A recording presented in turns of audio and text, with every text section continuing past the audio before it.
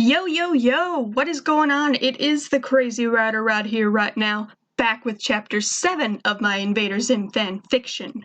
Remember that Chapters 1 through 6 are provided in the description below for those of you who have yet to listen to any of them. If you have, then just sit back, relax, and enjoy it all, right here, right now. Chapter 7. Look Up. I was up in the house playing with Gur. He was doodling on the floor and singing doo-dee-doo-dee-doo. It was quite adorable. Zim was down in the observatory looking at the other Urkin invaders and their assigned planets through his giant telescope. I could hear Zim call Gur on his little speaker. "Gur, come to the observatory." Gur went down to meet Zim and I stayed up in the house. I relaxed on the couch until Zim and Gur came up in their disguises. "Liz, there's something wrong and my telescope is broken. We need to go find another telescope to find out exactly what's going on." I leaped off the couch. "We going for a walk?" "Yes, we're going for a walk." Zim rolled his eyes. We made our way to a hill overlooking the city. "What about that one?" Gur pointed to a telescope outside of Dib's house. Zim put on his alien binocular things to take a look. "It certainly looks powerful enough, but it belongs to the Dib human." "So, he seems nice," Gur said cheerfully. "He is, as long as you're not supernatural," I confirmed. We want to destroy these people, not ask them for help." "But you letting me help?" I tilted my head questioningly at Zim. "Purely strategic," Zim exclaimed with a hand in the air. "You're a useful ally who wants to destroy the humans with me." The earth started shaking, knocking Zim on all fours. I nudged his face. "Welcome to my level, Alpha." The three of us went down to Dib's house. Zim and I walked up to the door and he hesitantly rang the doorbell. Dib opened the door a crack. Zim slammed the door the rest of the way open, knocking Dib off his feet and entering the house. "I need to use your telescope." Dib grabbed a lamp of Professor Membrane and pointed it at Zim. "Gaz, there's an alien in the house." From another room, Gaz responded. "You mean besides you?" "We don't have time for this, Dib," Zim stated. "Your world might be in very great danger." "Well, yeah, you're trying to destroy the human race, remember?" "Dib, this is bigger than that," I pleaded. "We need your help." "I trust you, Liz, but I can never trust him." Dib pointed the lamp at Zim's face. "I need to use your telescope," Zim demanded. "You think I'm stupid? I mean, what kind of weak alien needs the help from the people he intends to conquer?" I stepped between the two boys, rose to 2 feet and grabbed Dib by the shirt. "Dib, stop being such stubborn, xenophobic jerk and let us use your damn telescope." "You know you're welcome to my telescope and much more, Liz." Dib stepped out of my grasp. "But I will never let Zim anywhere near my equipment." "Have you seen the sky?" Zim pointed out the door. "I'm not going out there, Zim." Dib stepped past me and closer to Zim. "I'm not falling for whatever it is you're up to. I'm already devastated you brought my only friend into this, but you're not getting me in on it." Dib poked Zim in the face with a lamp and Zim ran out the door. Dib turned to me and stood with a proud grin. "Earth is safe once more." "Or maybe you just prevent from being saved?"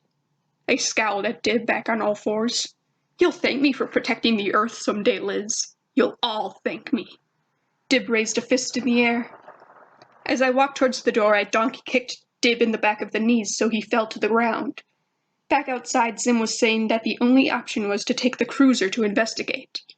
We went back to the base and I started to climb in beside Zim and Gur, but Zim held up his hand to stop me. "No, Liz, you can't come. It's too dangerous and I need you to keep an eye on things down here." "But—" "Sit! Stay!" Zim commanded and I did so in the cruiser hangar. "I'll keep you updated with the watch." Zim closed the ship and flew towards the night sky. As I watched Zim fly off and become a speck, I whispered, "Good luck." I stayed in the hangar looking out the window until Zim communicated to me minutes later.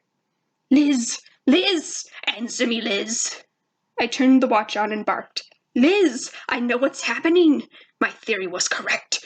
Earth has been stolen by the planet jackers." The what? It's an alien race that lives in the solar system of a dying sun. They steal planets and throw them in to keep it burning like firewood. This just like when neighboring wolf pack tried to fight our pack for territory, I remembered from my childhood. I found an opening in the shell they're holding the Earth in, and I'm going to go through and deal with them, Zim was telling me. But before I do, has there been any changes on the ground? No change, Alpha. Still same pulsing sky. Good. I'll keep the communicator on so that we can contact each other at a second's notice. Zim went away from his watch, but left it on so I could see and hear everything. I left the base and ran back to Dib's house. I howled on Dib's porch and he opened the door. What is it now? I ran inside. Just me now. Please, for love of Romulus and Remus, let me use your telescope. Zim could have put you up to this, but Liz is always welcome to use my telescope. Dib smiled at me, but with a hint of suspicion. I could hear Zim talking to the planet jackers through the device. Dib hissed while pulling at his hair. Will you please tell me what's going on? According to Zim, Earth's been stolen by other alien race called planet jackers. They throw Earth into their own sun to use as firewood, and Zim trying to stop them. Why would he want to save the Earth? Is that the Dib? Zim screeched over the communicator. I try and let me use telescope. Oh, it doesn't matter. We're almost to the planet jacker's star, and I'm going to stop them before it's too late. Dib stood amazed and dumbfounded. So this is all real? That's what we've been trying to tell you, Dib. Okay, I'm sorry. Dib lowered his eyes momentarily. What are we waiting for? Let's go use the telescope.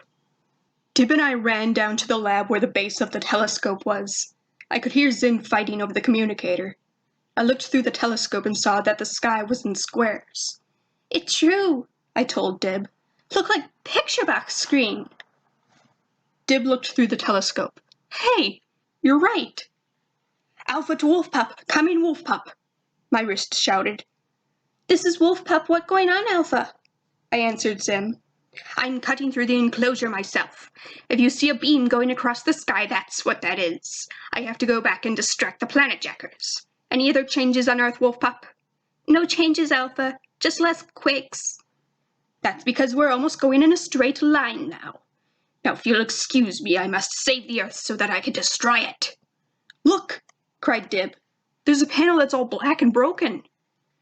I looked and saw the broken glass. Zim must have crashed into it earlier. Broken glass almost shape of cruiser. A bright light went flying across the sky. There it is! There's Cuddy thingy Zim was talking about. Why are you on his side? I heard Dib's tone shift to almost serious. I looked at him and he was staring down at me with a sense of concern in his eyes. Why are you not? What do you mean? He's an alien trying to destroy mankind. Same mankind that taunt and alienate you and me?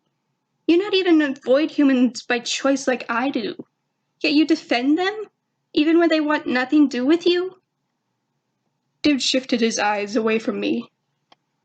Before he came along, you and I were best friends. Nothing could separate us. We'd sit together at lunch every day, and almost every night we'd watch Mysterious Mysteries together. You were the only one that would ever listen to anything I said. Now you spend all your time with him, planning to take over the world. Dib, There was a sudden quake that was more massive than before. I looked through the scope to see the fake sky shifting away to reveal a large orange star. He did it! He did it! I jumped into Dib's arms and started joyously dancing and howling. Shut up down there! Gaz's voice traveled down the stairs to us. Liz! Liz! It's finished! The Earth is safe! My wrist buzzed. You did it, Alpha! Dib and I ran back upstairs and outside to see the whole sky for ourselves. See? I elbowed Dib on 2 feet. He's not such a bad little alien, is he? Dib rolled his eyes. There you have it. I hope you enjoyed and that you will return for the other chapters of this story. I will see you little darlings next time, and remember, keep your crazy.